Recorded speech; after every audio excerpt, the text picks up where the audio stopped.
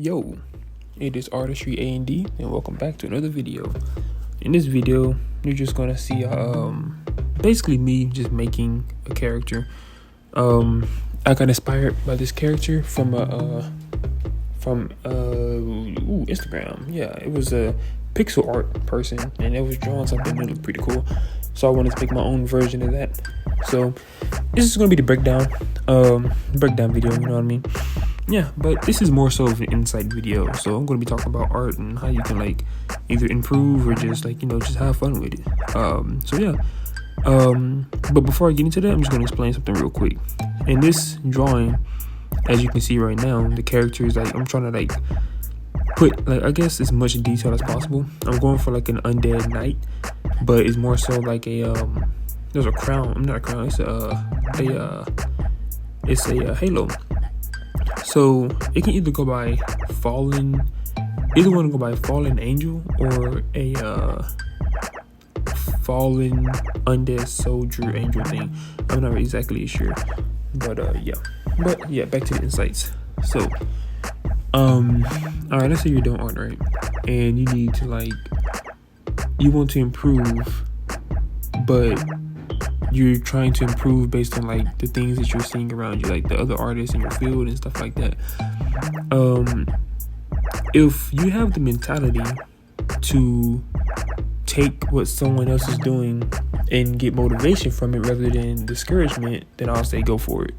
But if you're looking at someone's art and you're like, man, I wish I could do that, and you get discouraged because every time you draw something it doesn't turn out the way, or it doesn't turn out to that level, then I would just say, instead of looking at the bigger picture, just set your goal at that point and then take it day by day. So instead of looking at someone who's like way like leagues ahead of you, just look at it and be like, okay, bet I want to reach this point, but I got to improve myself first. So just basically be better than you are yesterday. Like, look at yourself from yesterday, and then make sure that the next day you're better than you are yesterday. And even if you're not better literal than yesterday, just make sure you're better than yourself from last week. And just look for improvements, because art is indeed a process. And all you have to do is just a lot of repetition. A lot of repetition and a lot of practice. That's really all you gotta do. But also have fun with it. Let's say you're into drawing anime. Anime has a certain type of shading. I mean, well, you do have natural shading in anime, but it's also cell shading, like Dragon Ball Z, where the shadows and highlights and stuff are separate. They don't mix together. That type of drawing is pretty cool. That type of shading is pretty cool, rather. But if you want to take a more realistic approach, you can still do cell shading, and then you just shade it to where it's natural looking. But that's just one art style. Then of course you have like hyperrealism and stuff like that. So just look for what you want to do, and then just try to make it as best as possible. I would also say have a goal set in mind. I mean, you already have your first goal, which is to reach a certain point, but have another goal. The other goal can be either drawing like once or twice a day, or at least drawing every day. Like, that can actually be a goal. And when you have your goal set, it'd be easier to just like maintain. You wouldn't get discouraged. But just know that motivation and dedication are two different things.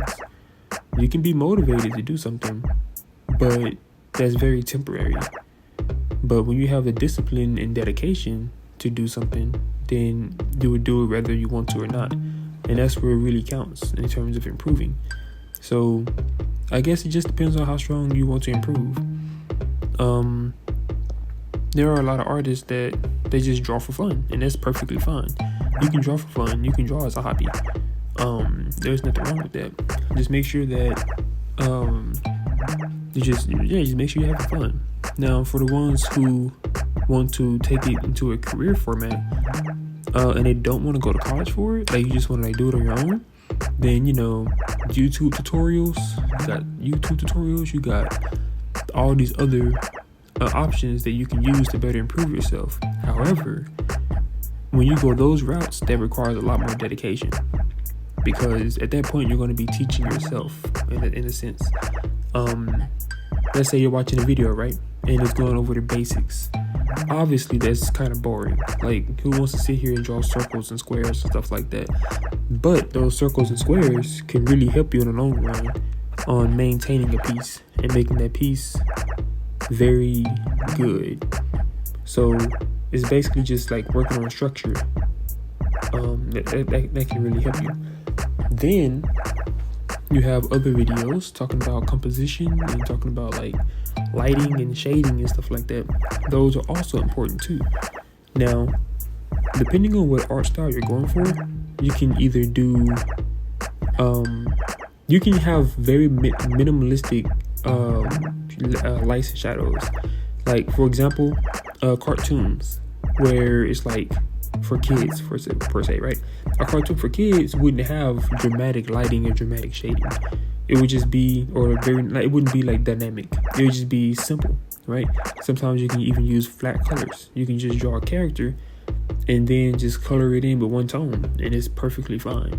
Because a kid isn't going to look at that and be like, oh, that's so cool. They're going to look at it and be like, oh, that's so cool. Ignore that. But they're going to look at it and they're going to see that, you know, it's something moving. Like, you know what I mean? It's a book. Let's say it's a book, right? I'm thinking animation. Let's say it's a book and the kid's looking at it. They're going to look at it and they're going to, you know, they don't know anything about details and stuff like that. So they're going to look at it and they're going to like it, and it's going to be simple and it's going to be easy to produce and reproduce and stuff like that. Now, let's say you get into comics. Comics, you're going to want to catch your reader's attention, right? And I know for me, when I read a comic, I like the cover book. I choose comics based off of the cover of the book, the cover page, the cover art. So if you make a comic, that cover art has to be good. It has to catch the reader's attention. It has to make sure that it draws people in so that people will pick up your book. Because the first appearance does matter.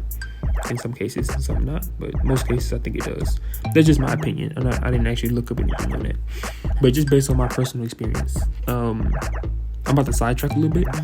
Basically, cover art for books, games, movies, and even anime, I typically go off the cover art to like decide whether or not I'm going to watch the show or read the book or read the book. Like, the cover art is really like kind of important. So yeah, you want to make sure you get that down for making comics. And then you want to also make sure that your artwork is consistent throughout the pages. However, it's not always going to be like that. Okay, let me give you an example real quick what I mean. I read manhwa. Manhwa is like Korean mangas. And there's one manhwa called Tower of God. That manhwa starts off very choppy. Not really very choppy, but it starts off like, you know, it's not as refined as a manhwa or you think a manhwa would be. And as the chapters progress and you start getting to like 200 chapters, you will see that the art style greatly improves. And it's just, it keeps improving. And then you get to chapter 400 and like the the art style just, it gets even higher. They have a lot of particle effects and stuff like this, and it really adds to like the scenes and stuff like that. So that's just based on like making comic books. It becomes more detailed rather than like, you know, a cartoon. But yeah, so you can work on those. Or let's say you want to like design patterns and design like book covers. There's just patterns like that can work too. You can also implement shading and stuff with those patterns and stuff like that, because that can also help you to like grab the reader's attention. I almost said audience. I guess it is an audience, but grab the reader's attention. So, I mean, there are different ways to do things.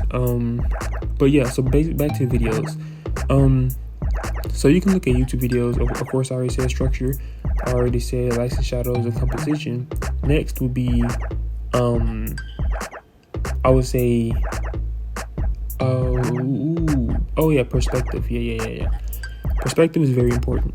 And towards the end, I'm just gonna show you, not show you, but I'm gonna kind of go over what type of perspective I'm talking about. But anyway, I mean, what type of things I'm talking about. But perspective is important. 1 point, 2 point, 3 point perspectives, those are all good. And let me just go over right now real quick. I'm about to go over the most important things, at least the most important things that I think are important when it comes to art and creating a piece. I'm going to do it based on backgrounds. So you have your composition, right? Well, let me go in order. I guess the order would be layout or foundation, and then you have composition, and then you have perspective. No. Perspective, composition. No, perspective, layout. No, layout, perspective, composition, lights, shadows, and I think I'm missing one. Long story short, I might pick that back up on a later video, to be honest, once I get it all figured out. But yeah. So this video is pretty close to the end. It's about 30-something seconds left. So yeah, what you're looking at right now is just me zooming in on like each different like piece of the picture. Got all the blood stains and all the arrows. I probably should have like detailed the arrows, but that's pretty cool. But yeah, if you like this video, make sure you like, subscribe, and comment, and tell me what you want next. Yeah, hope you enjoyed.